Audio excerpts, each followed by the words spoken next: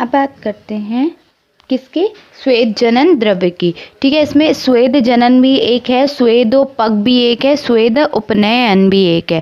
ठीक है, तो स्वेद जनन, अगर हम स्वेद जनन की बात करें तो स्वेद जनन में केवल एक द्रव्य बताया गया है, वो है वतस्नाप। स्वेदोपग में एक द्रव्य बताया गया है जो है शोभांजन, और स्वेदा उपनयन में भी एक ही द्रव्य बताया है जो है उशीर। तो स्वेद जनन आएगा तो वतस्नाप, स्वेद उपग आएगा तो क्या है शोभांजन, और स्वेद अपनयन आएगा तो क्या है उशीर। तो पहले बात करते हैं स्वेद जनन की। तो स्वेद जनन में है वतस्नाप। तो क्या है, वतस्नाप का जो पर्याय है वो है विष, यानी कि विषाक्त होता है, इसलिए अमृत, बच्छनाग। ठीक है,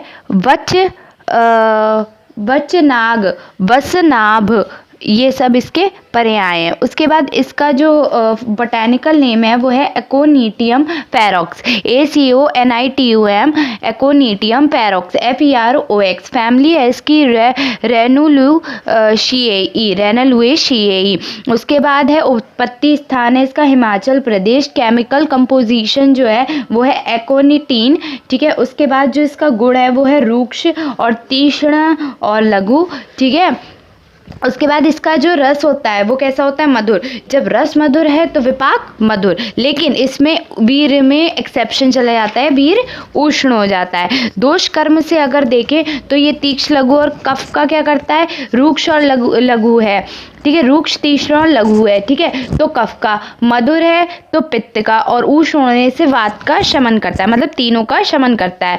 तो पाचन स्थान क्या है इसका, अग्निमांद, उदर विकार, शूत, यकृत, प्लीहा के विकार में प्रयुक्त होता है। ये कहाँ प्रयुक्त होता है, यकृत और प्लीहा के विकारों में प्रयुक्त होता है। प्रयोजांग में इसका मूल यूज किया जाता है। मात्रा इसकी जो दी जाती है वो 1/8 रत्ती दी जाती है। उसके बाद विशिष्ट लक्षण क्या है, सत्ययुंजय रस, हिंगलेश्वर रस, आनंद भैरव रस, और हिंगलेश्वर रस, आनंद भैरव और ज्वर मुरारी, पंचवक्त्र, सौभाग्यवती, रामबाण और कफ केतु, ये सब इसके वो है। इसका शोधन भी किया जाता है। ठीक है, ये विष होता है। वतस्नाप की अधिक मात्रा लेने से क्या होता है, कुछ मिनटों के बाद ही मुख और अपमार्ग में तीव्र झुंझुनी और दाह उत्पन्न होता है। तो क्या होता है, अगर हम वतस्नाप की बहुत मात्रा ले लेंगे तो क्या होगा, हमारे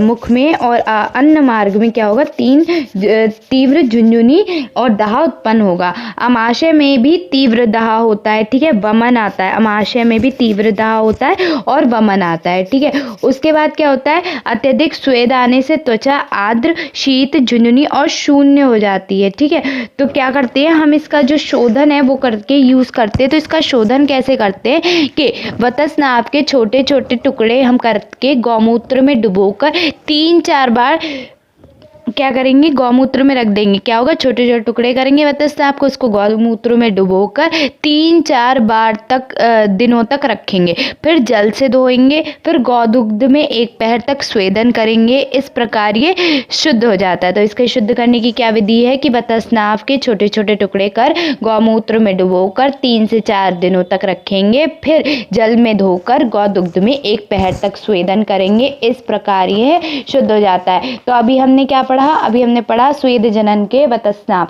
स्वेद जनन का एक ही द्रव्य जो है वतस्नाप। वतस्नाप का जो पर्याय है वो है विष, अमृत, बच्छनाग। ठीक है, ये है इसके पर्याय। बस नाभि, ठीक है, ये इसके पर्याय है। इसका जो बोटेनिकल नेम है वो है एकोनिटियम फेरोक्स। इसके जो फैमिली है वो है रेनुकुलेएशी। स्वरूप में इसका छुप होता है। उत्पत्ति स्थान इसका हिमाचल प्रदेश है। गुण में इसका रूक्ष, तीक्ष्ण, लघु है। रस इसका मधुर होता है, तो विपाक भी इसका मधुर है, लेकिन वीर उष्ण हो जाता है। उसके बाद दोष और कर्म में कफ पित्त और वात, कफ पित्त शामक है, क्योंकि रूक्ष और तीक्ष्ण गुण होने से कफ का, मधुर से पित्त का और उष्ण से वात का क्या हो रहा है, शमन हो रहा है। ठीक है, उसके बाद अगर हम इसके बात करें तो प्रयोजांग क्या करते हैं हम, इसकी प्रयोजांग में मूल यूज करते हैं, मात्रा 1/8 रत्ती देते हैं। विशिष्ट लक्षण इसके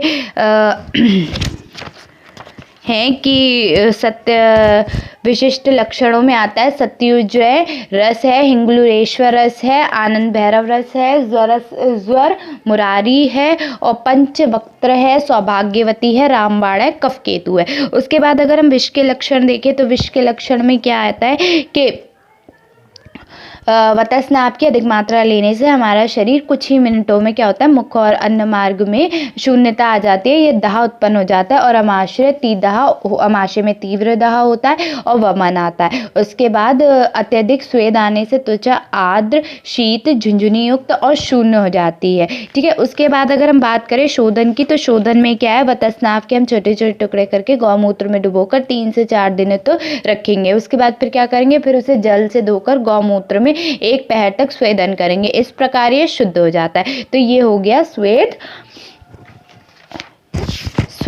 जनन। ठीक है।